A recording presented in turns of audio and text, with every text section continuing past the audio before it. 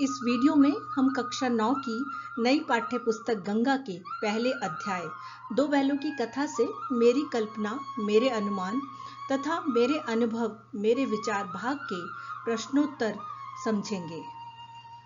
दो बैलों की कथा के मेरी कल्पना, मेरे अनुमान भाग के प्रश्नोत्तर इस प्रकार हैं।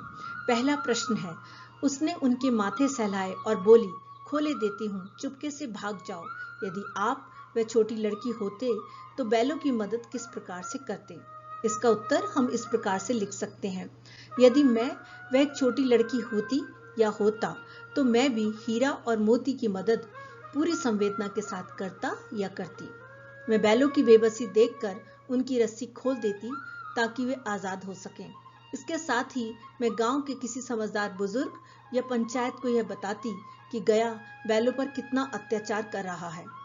मैं झूरी उनके असली मालिक तक किसी तरह यह संदेश पहुंचाने की कोशिश करती कि उसके बैल यहाँ संकट में हैं, वह उन्हें वापस ले जाए। प्रश्न नंबर 2, दोनों गधे अभी तक ज्यों के त्यों खड़े थे। भय और संकोच इंसान को अवसर मिलने पर भी जकड़े रखता है। क्या आप इस कथन से सहमत हैं? इस वाक्य के संबंध में कहानी और अपने अनुभव से उदाहरण लेते हुए अपने विचार लिखिए। हम इसका उत्तर इस प्रकार से लिख सकते हैं। कहानी का उदाहरण है, कांजी हाउस की दीवार टूटने पर सभी जानवर भाग गए, लेकिन गधे डर के मारे वहीं खड़े रहे। उन्हें लगा कि अगर फिर पकड़े गए तो उन्हें और भी बुरा दंड मिलेगा। उनका ये भय आजादी के अवसर से बड़ा साबित हुआ। मेरा अनुभव इस प्रकार है, कभी कभी कक्षा में शिक्षक कोई प्रश्न पूछते हैं और उसका सही उत्तर मुझे पता होता है, लेकिन संकोच और डर के कारण कि कहीं मेरा उत्तर गलत ना हो और सब मुझ पर हंसने ना लगे, मैं हाथ नहीं उठाता। और जब कोई वही उत्तर दे देता है तब मुझे पछतावा होता है कि मैंने अवसर खो दिया। दो बैलों की कथा पाठ के मेरे अनुभव, मेरे विचार भाग के प्रश्नोत्तर इस प्रकार हैं। दोस्तों में घनिष्ठता होते ही धौल धप्पा होने लगता है।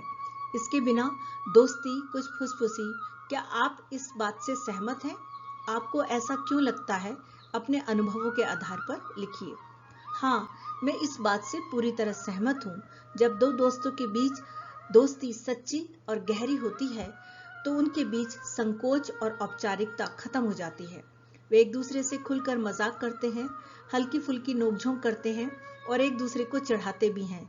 यही बात दोस्ती को मजबूत और मजेदार बनाती है। जिस दोस्ती में केवल औपचारिकता या दिखावा हो, वह बहुत दिनों तक टिकती नहीं। दूसरा प्रश्न इस प्रकार है, हीरा ने तिरस्कार किया, गिरे हुए बैरी पर सींग न चलाना चाहिए। इस संबंध में आपका क्या विचार है? आप किसके साथ हैं, हीरा के या मोती के या दोनों के? क्यों? मैं इस संबंध में पूरी तरह हीरा के विचारों के साथ हूँ। जब कोई शत्रु या विरोधी हार मान चुका हो या बेबस होकर गिर गया हो तो उस पर दोबारा हमला करना कायरता है, वीरता नहीं। हीरा का यह सोचना उसके उच्च नैतिक मूल्यों, दया और सच्चे योद्धा धर्म को दर्शाता है। मेरे विचार से मोती का स्वभाव थोड़ा क्रोधी और विद्रोही था, इसलिए वह सांड को पूरी तरह खत्म कर देना चाहता था। लेकिन हीरा जानता था कि न्याय और बदले में फर्क होता है। किसी बेबस पर वार न करना ही भारतीय संस्कृति का मूल संस्कार है। यह व्यक्ति को एक अच्छा इंसान बनाता है। अगला प्रश्न है, हम और तुम इतने दिनों तक एक साथ रहे, आज तुम विपत्ति में पड़ गए हो तो मैं तुम्हें छोड़कर अलग हो जाऊं? क्या कभी आपने किसी विपत्ति या चुनौती का सामना अपने किसी मित्र या परिजन के साथ मिलकर किया है? उस घटना के विषय में बताइए। इस प्रश्न का उत्तर हम इस प्रकार से लिख सकते हैं, हाँ, जीवन में कई बार ऐसी परिस्थितियां आती हैं जब हमें अपने अपनों का साथ देना पड़ता है। एक बार परीक्षा के दिनों में मेरे सबसे अच्छे दोस्त की तबीयत बहुत खराब हो गई। वह स्कूल नहीं आ पा रहा था और डिप्रेशन में था। तब मैंने अपनी चिंता छोड़कर रोज शाम को उसके घर जाकर उसे नोट्स दिए और मुश्किल सवाल समझाए। हम दोनों ने मिलकर तैयारी की और दोनों के बहुत अच्छे नंबर आए। उस दिन मुझे एहसास हुआ कि जब हम साथ मिलकर किसी चुनौती का सामना करते हैं तो वह विपत्ति एक खूबसूरत याद बन जाती है और दोस्ती और गहरी हो जाती है। तो बच्चों, ये प्रश्न आपके खुद के अनुभवों के बारे में है। मैंने यहाँ आपको समझाने के लिए तर्क दिए हैं, लेकिन आप अपनी जिंदगी से जुड़ी हुई कोई भी सच्ची घटना या अपनी सोच को भी इस उत्तर में जोड़ सकते हैं।